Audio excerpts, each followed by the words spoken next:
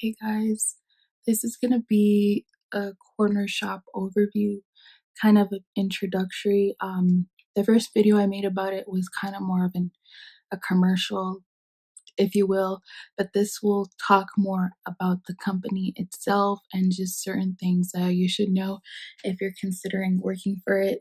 It is new in North America, but it's very important to note that this company started in South America. This company started in Chile. Their main objective now is to launch everywhere. They started in South America, but now they want to launch in North America. They already are in North America, but slowly they're going to take over North America. That's their goal and that's their aim. What their whole thing is they are a premium quality service. That is what they brand themselves at. This means, obviously, for customers, they're going to pay more of a premium delivery price to have these groceries delivered. Instacart, they have a $3.99 delivery fee or $7.99.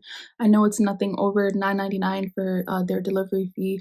With Cornershop, their delivery fees tend to be a little bit more because, again, they are a premium quality grocery delivery service. Does that mean that one is better than another? I prematurely thought that it did, but now looking back, it doesn't necessarily mean that one is better than another. It just means that one is different than the other. So it's like an Uber and Lyft situation. One runs its company different than another. One has different policies in how they deal with drivers and how they deal with riders and how they deal with tips and stuff like that. That doesn't necessarily mean that one is better than another. Number one with Cornershop is you have to wear the shirt. Okay, so the shirt counts as technically a uniform. In this case, it is a uniform. You are expected to wear the shirt at all times, unless if it's an emergency and for whatever reason you can't, but then you have to notify them beforehand. So even though you are an independent contractor and you have certain freedoms, with Cornershop, you are expected to wear your shirt as a uniform, and that's just that. That may be a okay, cool, I don't want to work for them type of situation for some people, and that's completely fine, but that's something that you have to know.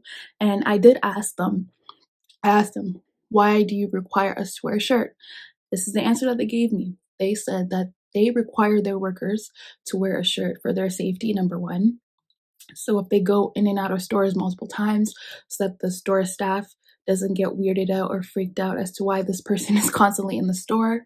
Number two, they also said that it's safety towards the customers. If you go to a certain neighborhood where they're not used to seeing certain people or they just don't know why you're there, well, if you're there with your shirt and you're there carrying bags, then they could kind of understand that you're delivering groceries.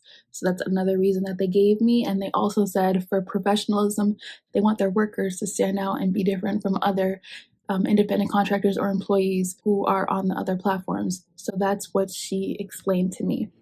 Okay, so point number two is you have to talk to the customer.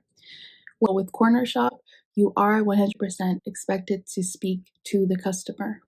They encourage that you call the customer. Like in orientation, they'll tell you they encourage that you call the customer. But if not, they have this new process where you're allowed to text the customer, but there technically shouldn't be a situation where you have zero communication with the customer. If that is the case, then you have to escalate that issue to customer service.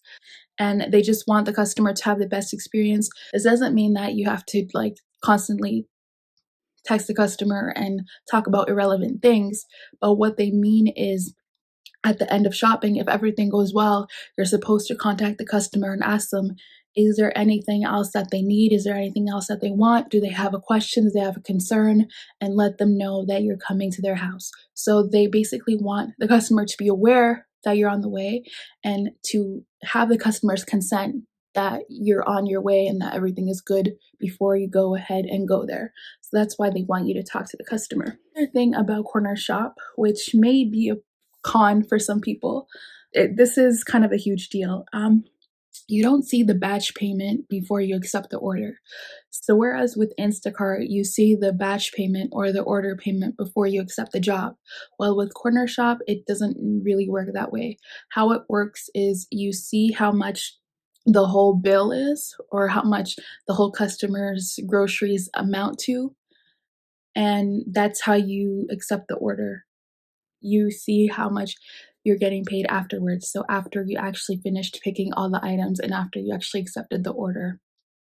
I always ask questions. So I did ask support, why is this? How come we can't see the batch payment? Like, that's not cool.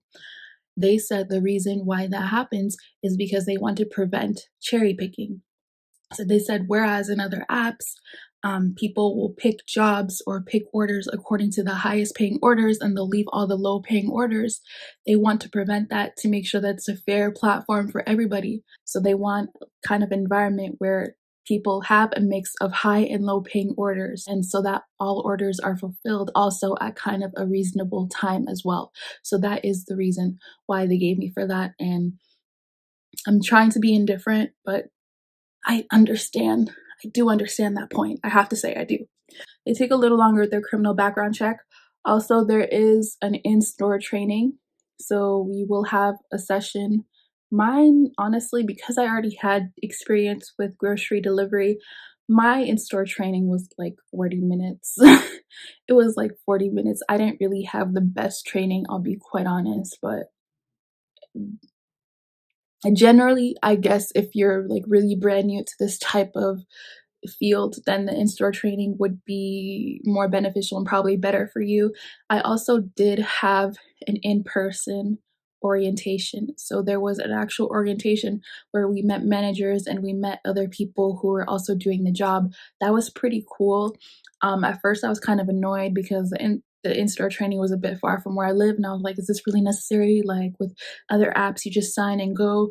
But I kind of understand now why they do that. They kind of want to vet and see who they're actually hiring, and they want to do have a conversation with you. And the orientation does not take long at all. It took 2 hours. Um, yeah, so that's what that is all about.